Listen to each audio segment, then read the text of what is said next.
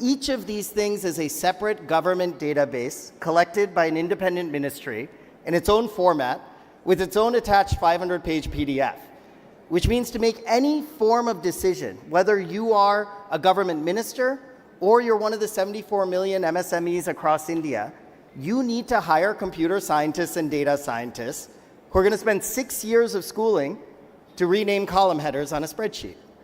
This is a broken problem. And so that's where we decided to build Data Commons. The goal of Data Commons was to organize all the world's public statistical data and make it universally accessible and useful. And we did this in 3 ways. First, we built an open source platform with open APIs using open schemas. Secondly, we use that to construct a common knowledge graph. We want to get all this data into this common format backed by schema.org that's used by over 40 million websites out there. And thirdly, we used AI to make that data more accessible. We put a front-end natural language search interface that allowed you to quickly search and get the responses that you wanted. Again, our goal here is to avoid the tax that's often paid by folks trying to play with data. How can you make quicker those steps of downloading, cleaning, normalizing, and joining data? Instead, go straight to the question you want to ask in your own natural language. And so here's an example of someone being able to ask a quick question about literacy in India and quickly getting a set of graphs and charts. Now again, these graphs and charts don't suffer from the risk of hallucination because AI is being used to take your human language query and turn it into a database call, which means that the data that's pulled also has source information and provenance attached to it. We believe this is really required to ensure that you can trust the data and then use it in your own tool flow. So here, I want to talk a bit about some of the partners that we've worked with, one of the big ones being the United Nations.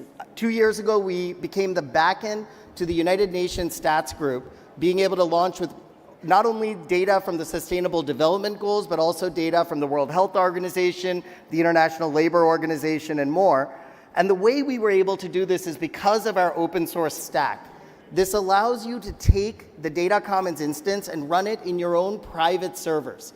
This allows you to create your own GCP instance with Data Commons where your private data can overlay with all the publicly available data, allowing for data itself to scale. Again, now LLMs are a key part of this, but large language models, as they're called, they're great with language, but they're not yet great with data. And we know that this is a problem. For example, right before I decided to search on AI mode for a question around commodity-wise export data for fruit products in India. And AI mode told me, without clear sourcing, that there are about 83,000 crore rupees of fruit exports in India. Some competitor LLMs told me that there are 9,500 crore rupee exports. Which number is real? Which one do I trust? Do I even know if the footnotes are real in that case? By the way, the actual answer is 1,44 crore, so neither was right in this case. But this is the problem we face right now with data and how it's being used. And so that's where we wanted to talk about a bit of solution spacing here. To prepare India for the AI revolution, AkeStep as an organization introduced the concept of the data boarding pass with the goal of breaking down silos and building trustworthy decision-making tools. Over the last 6 weeks, AkeStep, working closely with our team, has identified Data Commons as the ideal vehicle and has launched a prototype of what this service could look like. So let's talk about what it looks like today. India is awash in data. We're data rich, yet we're insight poor. If you're a government minister, one of India's 74 million MSMEs, which I mentioned earlier, or if you're a startup founder, you end up paying this huge tax of having to understand how you can use this data. And if you make a request, there's a big bottleneck there, which is the data analyst who works in government. And there's a finite number of those data analysts. And regardless of how good she may be, there's no way that she can meet the scale of all the questions being asked. And that's where we can, again, use this open format to try to get to a solution space here. So the question is, could we use this open Data Commons format to try to create a solution quickly for AkeStep? And so what we did is we spun up a private Data Commons using data from the Ministry of Statistics. And rather than focusing on data pipelines, now we can quickly ask questions in a natural language. We can quickly get those answers and almost get the tool itself to build us a policy brief on its own. You can actually play with this yourself if you go to databoardingpass.ai. So you can go to databoardingpass.ai and see more about this on your own. So let's look at ideally where we want to move towards. So now the bottleneck can be solved, right? Our minister, our entrepreneur, our startup founder, they all have a faster path to unlocking national scale with data. So a decade ago, India leaped over legacy banking with UPI. 2 decades ago, India leaped past landline telephones with mobile. So the question today is, are we going to be able to leap over the global AI divide? And the way we think we can do that is by building digital public intelligence in this ecosystem. So with that, I wanted to introduce and bring up our panel, our wonderful panel here. So I'm going to start introducing one person at a time as we bring chairs to the stage. And if I can ask them to please come up, and you can hold your applause till the end. For our panel, I'm hoping to have a lively discussion. I told our panelists in advance, disagreements are more fun than agreements on a panel, so hopefully we get to some truths through this.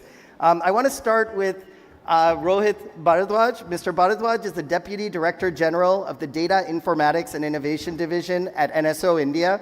He brings over 26 years of leadership in official statistics, and he is a recognized leader at the intersection of data governance and digital innovation. And it would be bereft of me to not mention that he recently launched a MOSP MCP server, which is pretty impressive. So, Mr. Bharadwaj, thank you for joining us. I would like to also bring up Ms. Aparajita Chowdhury. Aparajita Chowdhury is currently leading data and AI solutions at People Plus AI and Eight Step Foundation, and previously led data and analytics at Evasnet Yodlee. And she has been a wonderful partner to work with, I'd like to say it, for the Data Boarding Pass pilot. I'd like to now invite Dr. Srinath Srinivasa. Dr. Srinath heads the Web Science Lab and is the Dean of R&D at the International Institute of Information Technology, IIITB, Bangalore. And finally, I would like to invite up Gaurav Godwani. Gaurav is co-founder and executive director of Civic Data Lab, a private research lab that enables millions of changemakers to strengthen data and AI for the public good ecosystem in India and other Asia-Pacific countries. So I invite you all to please take a seat. And while I get seated, I'm going to kick off with an opening speed round question. So again, the rules of a speed round are simple. The answers have to be short, pithy, and fast, and we're going to go from Gaurav down. So the first speed round question is, and since we're talking about AI, I wanted to ask how AI has affected all your jobs. What's the biggest way AI has changed your day-to-day personal or professional work? I think it has started to help us find the data sets, find the kind of knowledge I've been looking for much faster. It has helped us draft emails better. I think all of us have been using that for that. And it has helped us find the right recommendations at the right time. So that has a biggest help for me. Yeah, for me, AI has become almost pervasive, but not completely, both in my personal and professional life. And of course, drafting emails and issuing calls. And perhaps professionally, the biggest part of AI use is students use AI to write papers, and we use AI to check whether some paper is AI written. So that's probably the best. Yes, so preparing answers for a panel like this. Okay, on a serious note, I guess I agree with my co-panelist when I say that I use for finding information and working more on policy, working more on my core area rather than looking for information. That's what I feel where the difference has been made. So I believe the key difference that makes for me is the meeting minutes. Amount of time I save for multiple meetings and multiple conversations that we have, and even of taking notes by hand, something or other get missed. But that is one key professional and performance improvement that I appreciate AI for. So let's do one other speed round question. So we talked about AI, let's talk about data. Today, what is your least favorite part about working with data? Too much data, sometimes too much content, and even though everything is rich, it always gets into a decision fatigue, even starting from which movie to watch in Netflix versus Prime to kind of which document to read or which book to read. I think there are like way too much data, and that's where is the problem today. Me? Not finding data about data? Yeah. I don't find metadata, and when I find it, I had to wrestle with it. So that's the problem I see. Yes, very similar. Finding data is one of the biggest challenges. And second biggest challenge is how do we kind of align different data sets together, because they're all coming from different places, collected at different times, at different granularities. So that's the biggest dreary work that we have to do with data.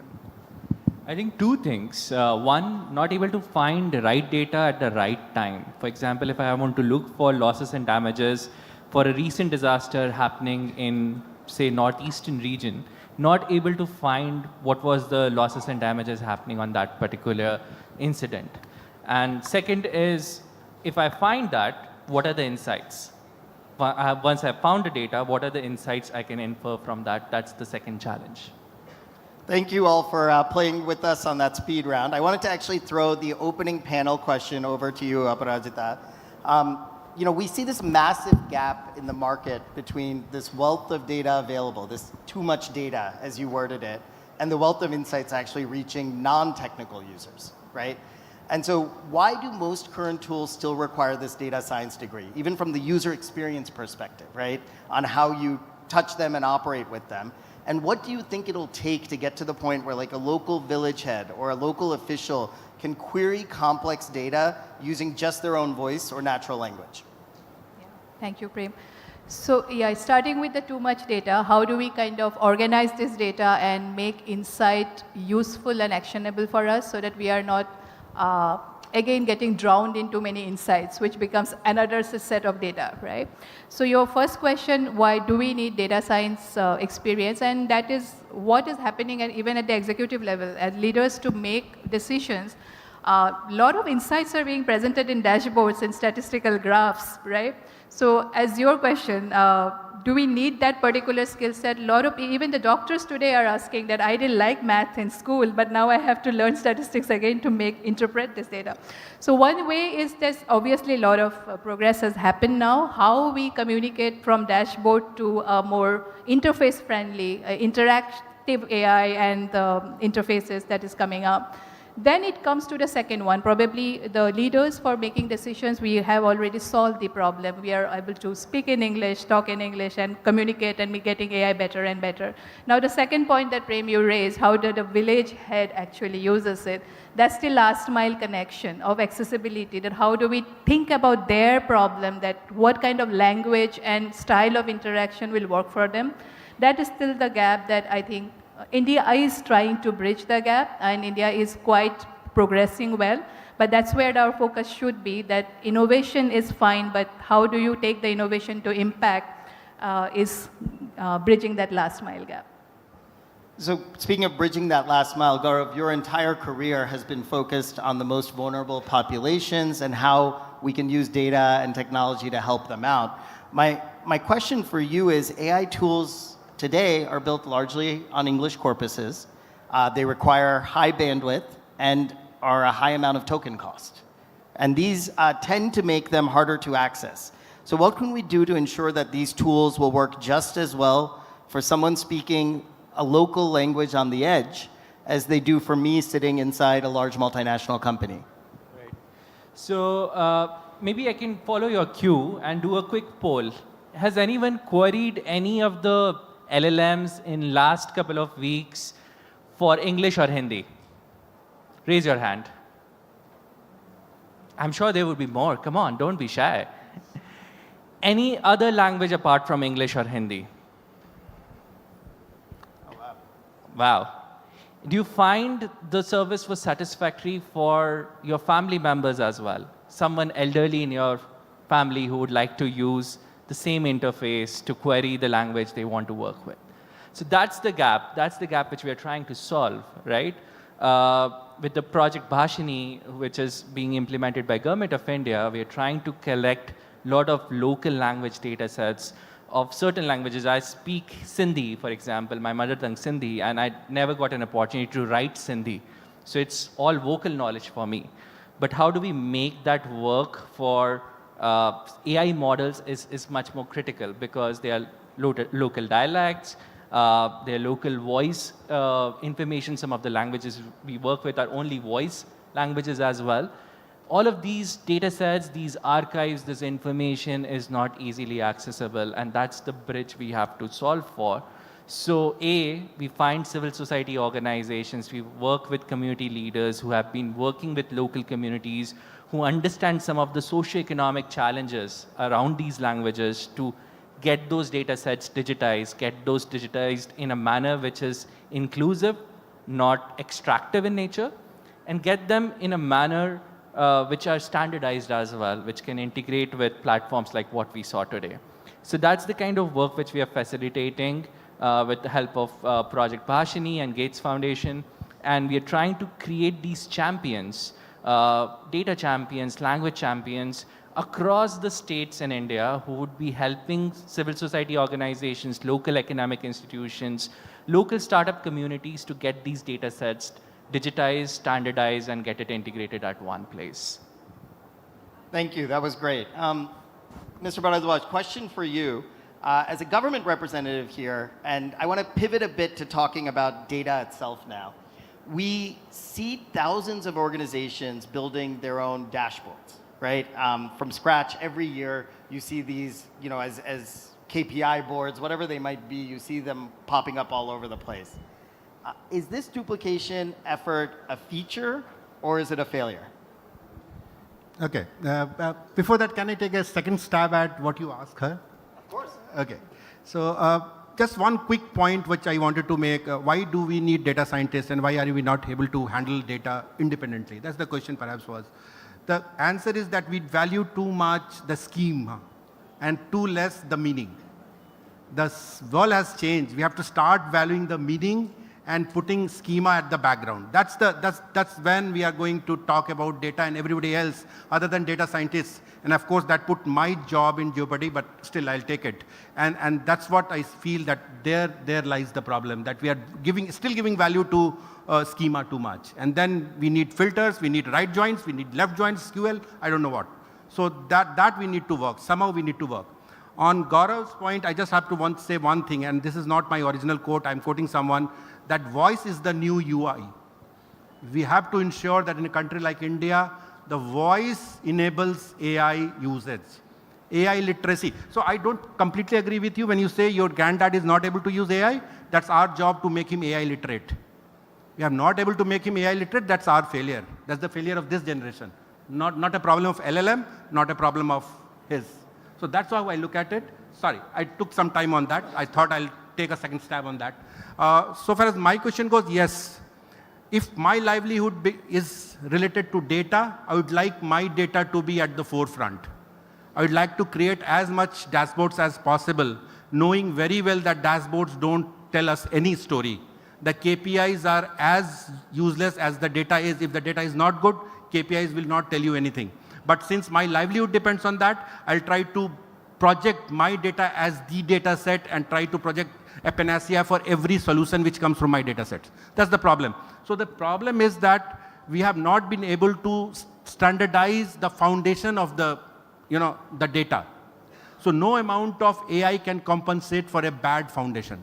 So what we have to do, we have to look at the foundational aspects of the data. We have to ensure, he just talked about ontologies, he talked about many good practices. I was just looking at it. We have to ensure that these are not only talked in this conference room, but they're adopted and modified and absorbed in real world scenario. And then I'm very sure that only one dashboard would be available. Since the data standards are different, so we have different dashboards. By the way, if we can go backwards a step, because Gaurav, you asked this great audience poll question. So again, if you can raise your hand if you used AI today already. Raise your hand. All right. So I'm surprised not every hand was up, because any of you who unlocked a phone today with a fingerprint or a face sensor, who used Google Maps to get here today, you used AI. We just don't call it AI once it works for us seamlessly. And I think that's a concept that you're bringing here about how we get our grandparents to also be able to seamlessly use the technologies without having to think about the underlying complexity of that. There's a great quote about this, that the beauty of the iPhone is that it took layers of complexity and hid them all in a simple interface. There's also another quote about the perversity of the financial system I'll leave for later. So Dr. or Professor, I should say, Srinath, your research is on the value of the World Wide Web to humanity. And I want to talk with regards to data specifically. What are those benefits that Mr. Bharadwaj talked about earlier about investing in shared interoperable data foundations? Yeah, so I have been working with or understanding the impact of the internet, World Wide Web, and now AI on human lives in different places. So we work with governments, both the central government and the state government. We have worked with companies, and we also worked with civil society organizations who work on the grassroots. And so one thing what I found is the approach to data is very different across the board. How a community looks at data would be very different from how a government looks at data. But despite the apparent diversity around, I think there is also a fundamental issue. I think it's probably specific to India. It's about the trust issue with respect to the establishment. I think in India, not just in villages or whatever, even in institutions, there is a fundamental distrust with anything institutional. I'll give a quick example just to drive home the point. We have formal meetings where we discuss threadbare everything and come to a conclusion. And then there is a coffee table gossip saying that, the real reason this decision was reached was something else. And that is found more trustworthy than what the official missionary said. So there is a kind of this distrust between what the establishment says and what the community grapevine basically says. And so I think really what is needed here is the right kind of stewardship with data. So data is helpful in different ways. We have worked with different communities. Having the right data element, for example, we worked with some shepherd community in Karnataka and some farmers and so on. Getting access to the right data is very important, but really the main barrier here is the trust in the whole system. And having the right steward interface with people, I think can make the real AI diffusion possible in this. So that's my... So if I can ask a follow-up question on that, with this lack of trust of the establishment, is data a tool for democracy or not? Yes, very much so. I think, let me put it this way. The thing is, the value of data is kind of recognized, but the trust with the data is not really there. And but with the right stewardship, data would get used and would actually benefit people. We have already seen a lot of applications, for example, DPI-based applications that use open data sets, and people use them, Namayatri and others, in places like Bangalore, so which are quite pervasive, and all segments of society kind of use them. But again, the uptake is still kind of slow. ONDC, for example, I think didn't have that much of an uptake. And so this is my theory on what's stopping the uptake, but then this is the... So consider this an open question for the room. Mr. Bharadwaj, you were actually talking about data huggers outside. And so one of the things I want to understand a bit is what are the current incentives, sometimes perverse incentives, for government entities and others to keep systems siloed and fragmented? So perhaps I'll say the government does not have any incentive to keep the data silo. It's just the foundation we need to build together. And as part of it, if you know, NSO India, there's a whole digital bouquet. We have a national data portal, we have the website, we have apps, we have micro data portal, and to top it all, as he said, we have a MCP server. I request all of you to go to our website and use that. So that takes away the problem of schema altogether. You just go connect that tool and get the insight. And that itself is a huge data set. So what I'm trying to say that, but yes, having said that, there would be some people or some organization where they feel that that they need to keep their data to themselves. the problem is not systematic. The problem is personal. When people think that making data public may just lead to people finding a problem in their data set, and which will perhaps lead to their jobs getting affected.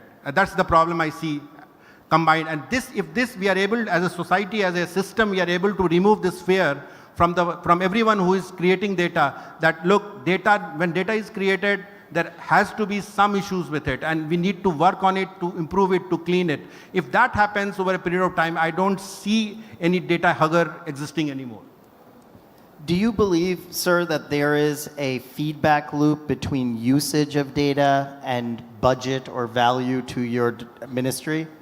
And if not, should there be? It is. If you ask me, it may not be a tangible number to give it to you, but if we start getting feedback or an adverse feedback on our data sets, it does affect everything, including the budget. So it's our job. But at the same time, I'll tell you that NSOs are most equipped, and I tell it with some responsibility, to produce data. NSOs are the only organizations who are supposed to produce data for the policy making. All other data produced by different organizations is a secondary activity. So administrative data is being produced as a secondary activity to the administration. So that's why NSOs has better quality criteria. The NSOs have better metadata available. So it's like NSOs have bigger responsibilities in this data ecosystem. I see NSO, NSO can remain binary in their nature, that I'll only be an active data producer. Now we'll have to be orchestrating the entire ecosystem of data. We have to ensure that good standards are followed. We have to ensure that when data is produced, the metadata is available to wrestle with, if at all.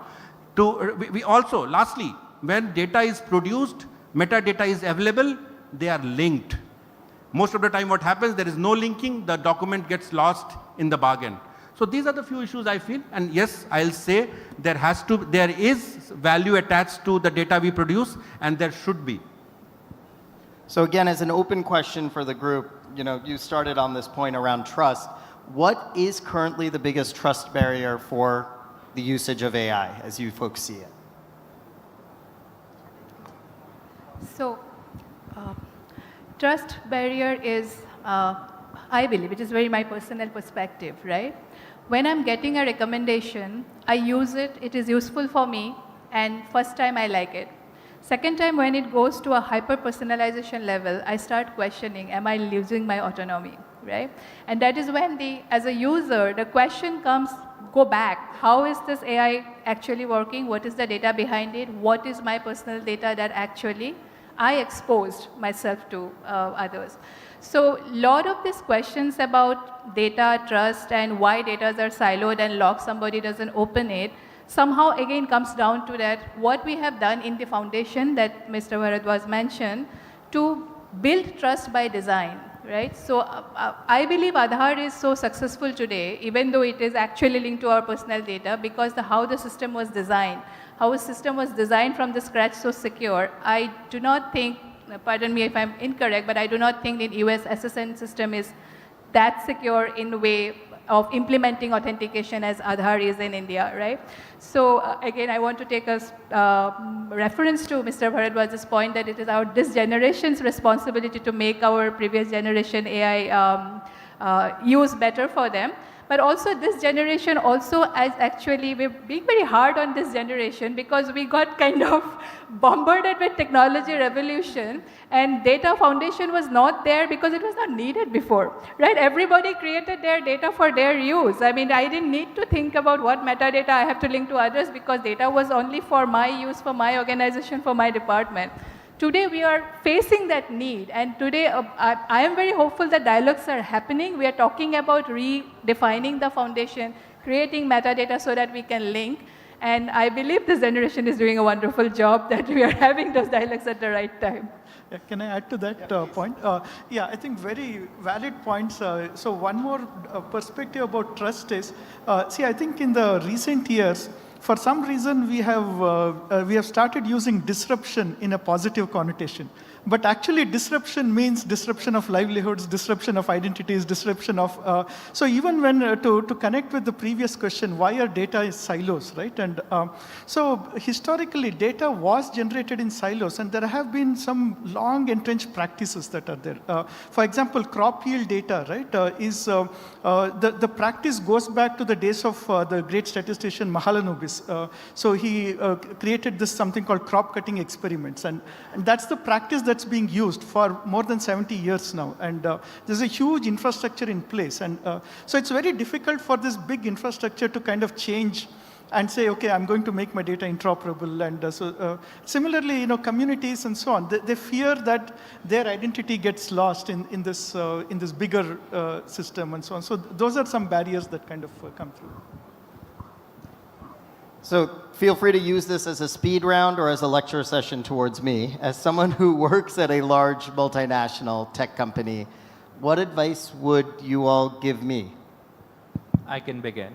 So building on previous points, I think what large big tech firms can do at this point is facilitate participatory AI auditing of their platforms for several use cases specific to our geographies where we need these AI models to work. For example, you gave an example of agriculture. We are an agrarian economy. We need agriculture advice at a timely basis. Now today, if I use one of the big models and query that I have a mango farm, I'm a farmer from, say, a district in Maharashtra, I have a mango farm, how much urea I should put in it so that I have a good yield. The problem with existing models and the kind of data integration is it would give me an answer. I'm not sure that answer would be correct. And that's what we're trying to do with Parak AI, our platform to participatory AI auditing. And we realized that the Kisan call centers data says you have to add 200 gram per mango tree, while some of the models would claim, say, you need to add 800 gram urea. Now that's a major difference in terms of information sharing with the farmer. And farmer would say, okay, I trust it because I'm asking my mobile phone this information. I used to ask this previously from search engines and I used to get decent information. So there are chances of hallucination, there are chances of biases, there are chances of local context missing, which we can mitigate preemptively by doing participatory AI auditing where we involve a local expert who is from that geography, who knows that location really well. B, domain experts who are really familiar with that particular domain, in this case in agriculture. That would really incentivize adoption in the country. Yeah, so I guess very quick note from my side is, the usual saying that familiarity breeds contempt, but I would say that familiarity also breeds trust. And so whether we convert the familiarity to contempt or trust, it's totally up to us. And so I think what multinationals can do is to work with the economy in a way that's familiar to them. So work with existing practices, work with existing mental models, and then enrich those mental models to a place where we can elevate them to the next level, where we can empower each community or each stakeholder to work better in their own way that they were doing. So that's probably. Okay. So I'll first just try to explain what makes me very uncomfortable with AI. Being statistician, it's the lack of explainability. My dream is that when deep learning model will explain that how have they inferred. So I'm just looking forward to that future. I'm still not sure. And I'll again harp on the AI literacy. So AI literacy is again something which creates most of the distrust for the AI. People are not knowing that what it is doing, why it is doing, and that leads to less usage of AI. So I mean, a very quick note on that. Yes, so to you, I'll say don't work in silos. It's only not the government which works in silos. At times, multinational also works in silos. I'll request you to create a product which is replicable. You have a beautiful product over there, and I must congratulate you for that. But just don't create an over-specialized product which cannot be replicated in the real-world scenario. work with the system, work with the government, work with the voluntary sector, help us reach that stage and help us work on those things. So give us a minimum value of a product which is available.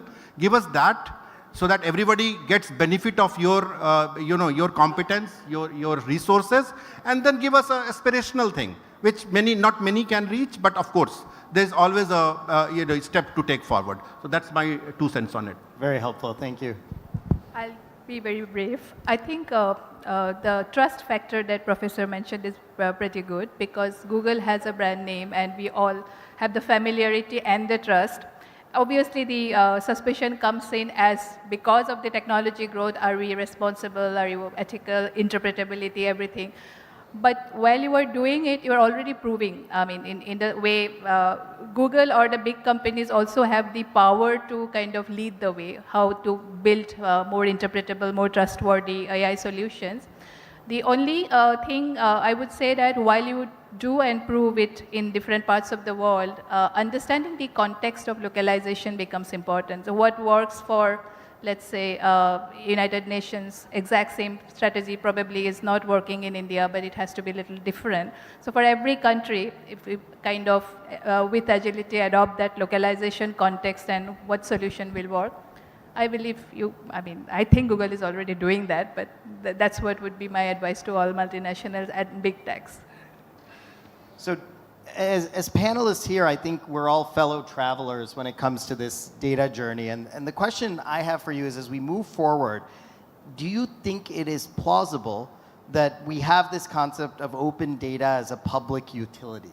Data that is both open and transparent enough to both governments and citizens that we can actually trust it and use it together to have a shared decision space, versus at times what I feel we have now, which is the loudest member in the room wins, right? So do we believe, is that a naive view of mine, or is this a realistic view of a future we can build?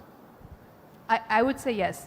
I think this is the time. Earlier it was probably not, as we were saying that data was collected for individual purpose, that's why silos existed. So, but now this is the time that there is a real utility that we combine and have more powerful decisions and more actionable insights for the population.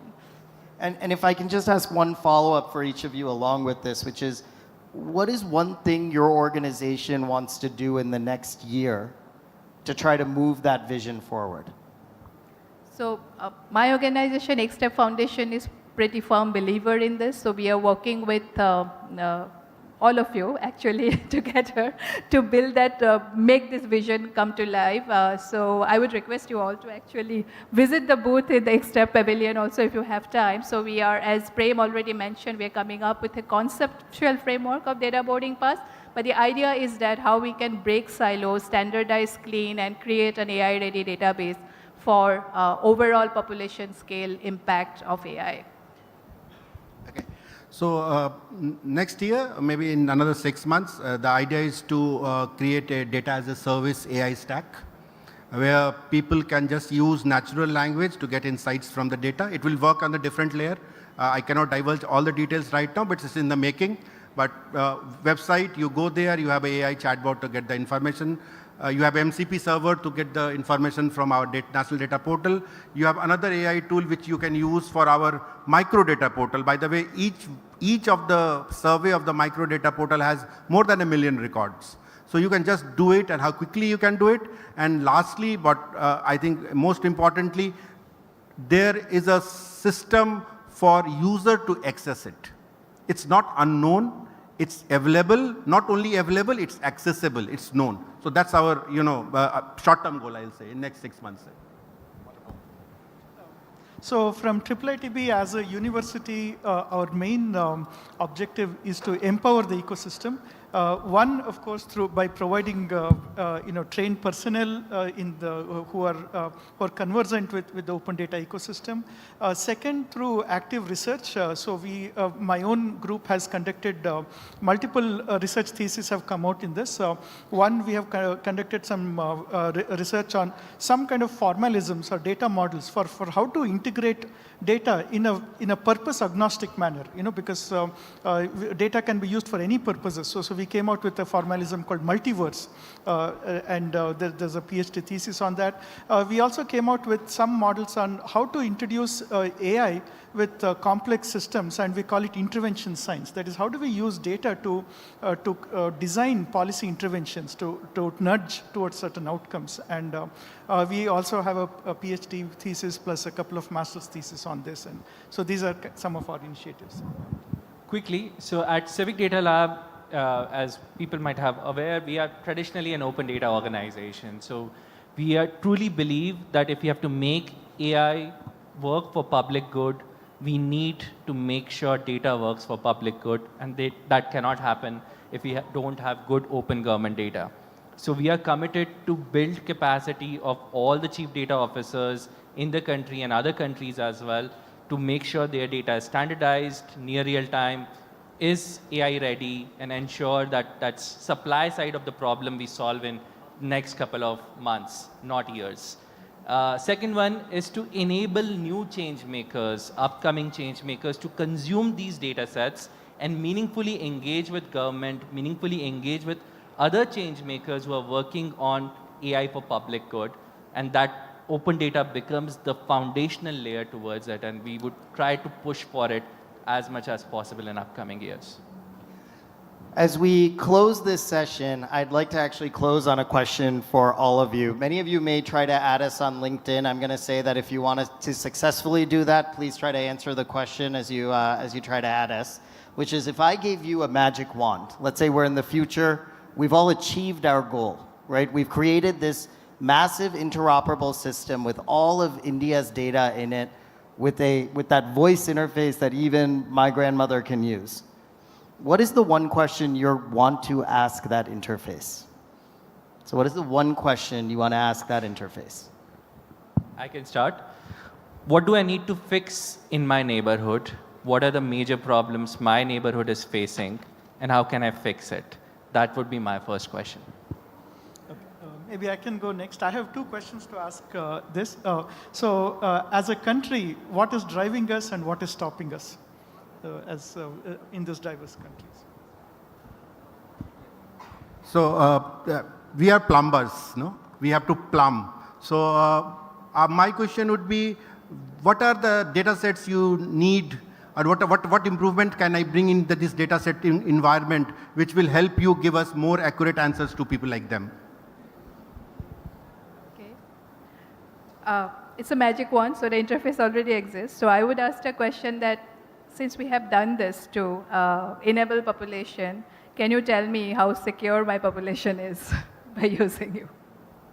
I love it. I hope this has been an inspiring session for all of you. Thank you all for coming today. And I want to thank my panel here for a very lively discussion. Again, for those of you interested, where should people go? You want to let them know the website? So there is a new website launched, databoardingpass.ai. Please go visit. It's a very preliminary website, but you'll get information about it. Thank you all. A minute left.